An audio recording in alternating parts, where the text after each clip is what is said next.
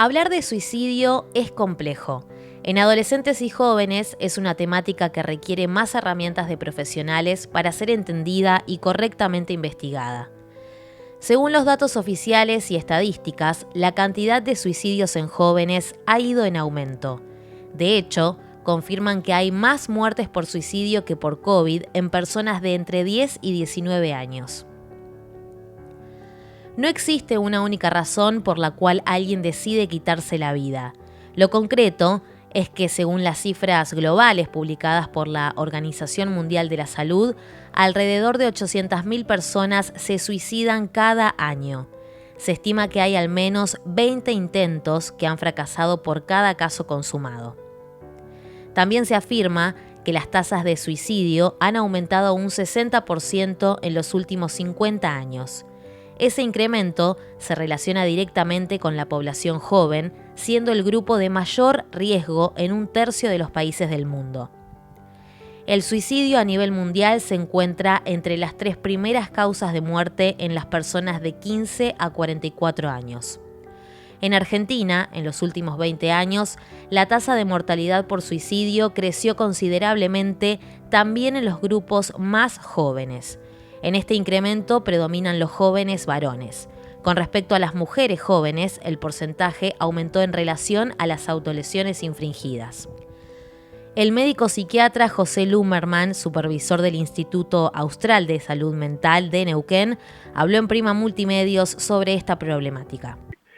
La pandemia que viene después de la pandemia viral, la pandemia en salud mental, esto lo planteó también la OMS, ya hace por lo menos un mes y algo, ya se está viendo esto y sí, lo podemos confirmar desde el Instituto Austral, que es un centro, digamos, de recepción de trastornos en general de la provincia, es parcial, pero lo que observamos es efectivamente un aumento cualitativo en la demanda, particularmente de jóvenes.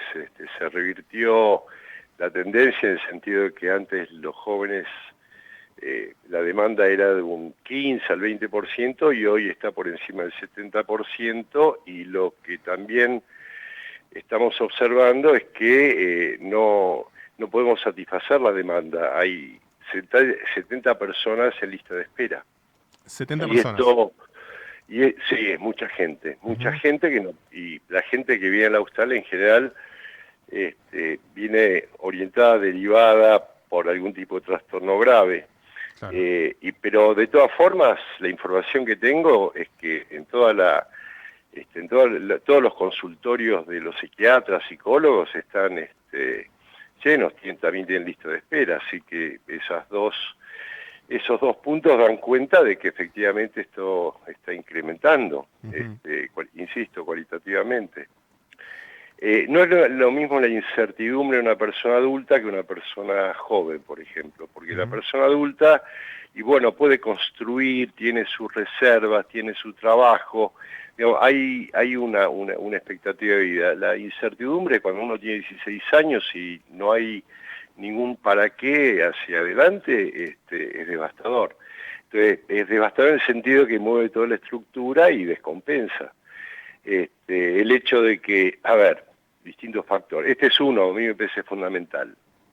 Que en una edad donde están todos los sueños, no hay un para qué. ¿Sí? Esto es clave. Después, la pandemia afectó los núcleos familiares, entonces esto genera disfunciones familiares. Cuando hay disfunción familiar, en general de pareja, los chicos quedan sin ser vistos, sin ser registrados, o inclusive muchas veces viven situaciones de agresividad o de violencia. No necesariamente es como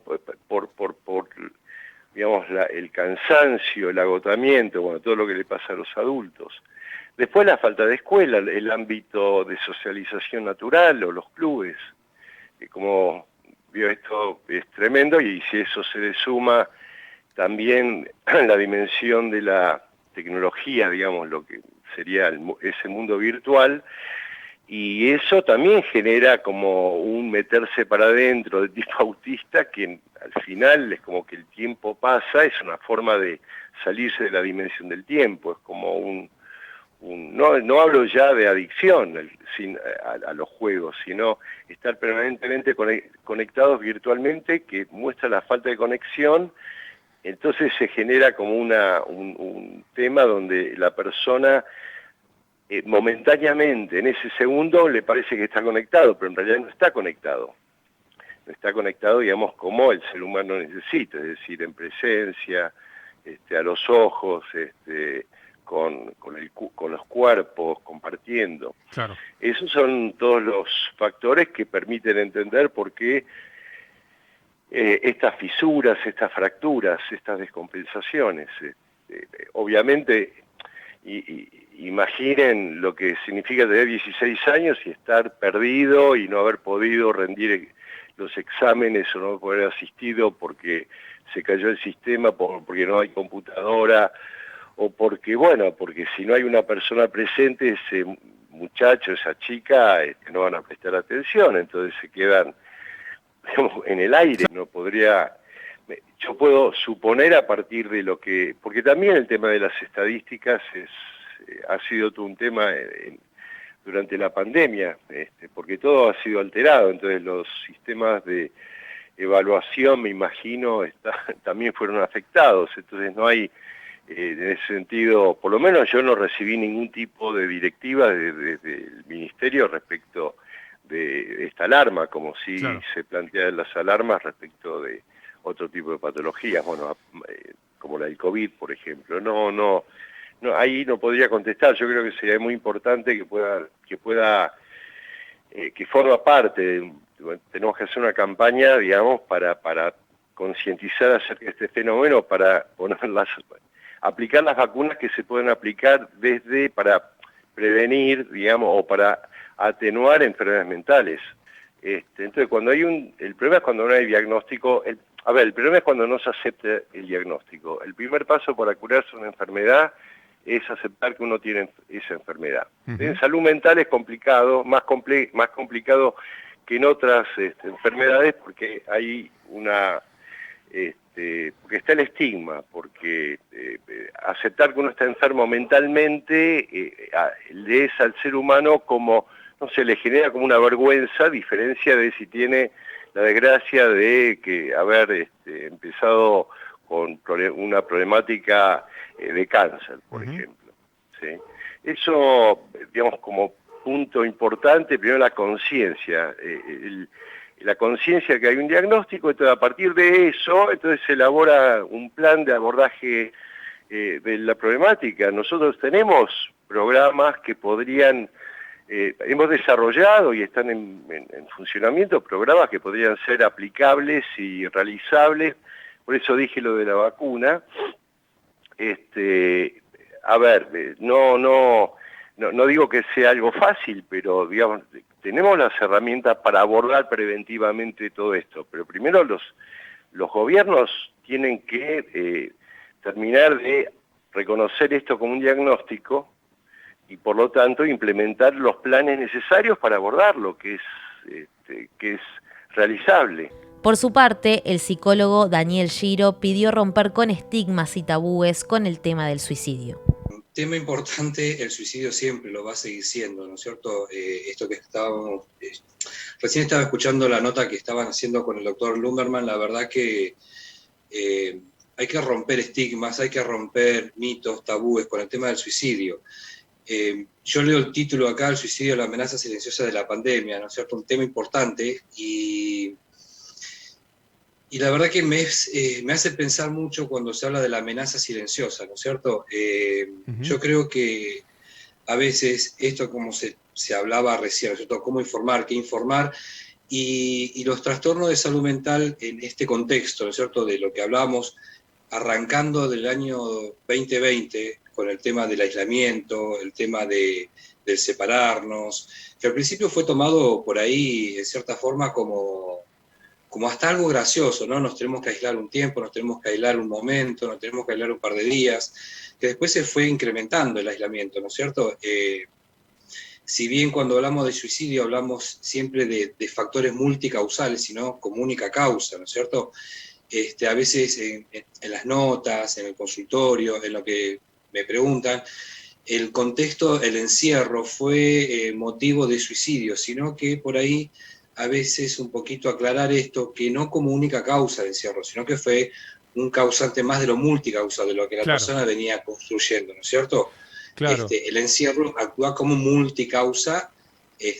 Bueno, convengamos de que en el encierro empezaron a construirse y quizás a vivir otras situaciones que antes se daba fuera del contexto de la familia, ¿no es cierto? Fuera del contexto del encierro de la casa, y se incrementaron otro tipo de situaciones.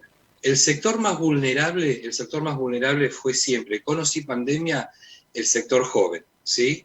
Cuando hablamos del sector joven hablamos de 0 a 25, el sector más vulnerable entre los 15 y 29, 35 años, ¿sí? Uh-huh.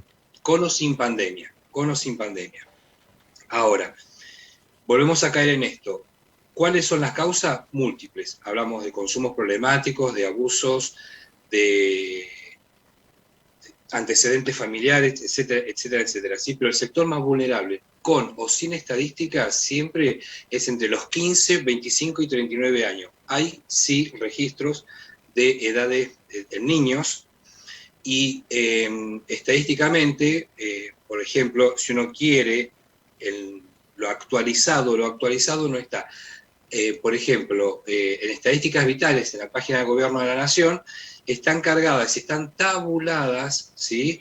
Tanto que incluye suicidio como conductas autolesivas y autodestructivas, hasta el 2019. Uh-huh. ¿Sí? Recuerden, hay que recordar siempre que la carga de datos siempre es un año atrasado.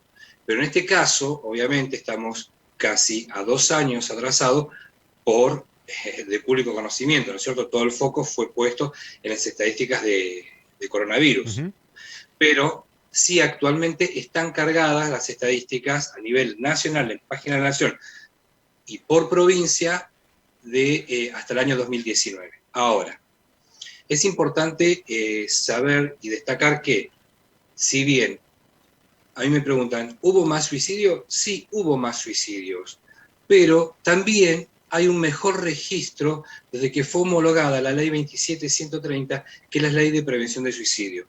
Hay un mejor registro, ¿sí? Sí hubieron suicidios, pero también hay un mejor registro. Se detectan más, en el 2015, digamos, en todo caso. En el 2015, claro, en el 2015 fue homologada la ley 27130, y por ende, ahora lo que era diagnóstico secundario pasa a ser un diagnóstico primario, y en el registro eso cambia, claro, se modifica. La realidad es que si bien se pudo continuar la asistencia, se pudo continuar la atención remota, esto que fue un factor importante, porque de repente en pacientes y en personas que estaban con trastorno del comportamiento suicida, y otros pacientes, ¿no es cierto?, que no tengan esta situación, se sintieron como una situación de abandono en el hecho de no poder concurrir a la atención, ¿no es cierto?, así, cara a cara, ¿no es cierto?, en claro, consultorio. Pero por lo pronto, en poquitos días se pudo gestionar y comenzar la atención virtual, ¿no es cierto? Si bien fue de gran acompañamiento la atención remota, la atención virtual, por videollamada, por Zoom, por teléfono, como sea, fue beneficiosa, pero obviamente que uno en el lenguaje corporal pierde también un poco de lectura, ¿no es cierto? Porque no solamente lo que dice, sino cómo se comporta, cómo lo manifiesta y claro, con qué intensidad. Pero por lo pronto fue de gran ayuda también y parte enriquecedora el acompañamiento virtual.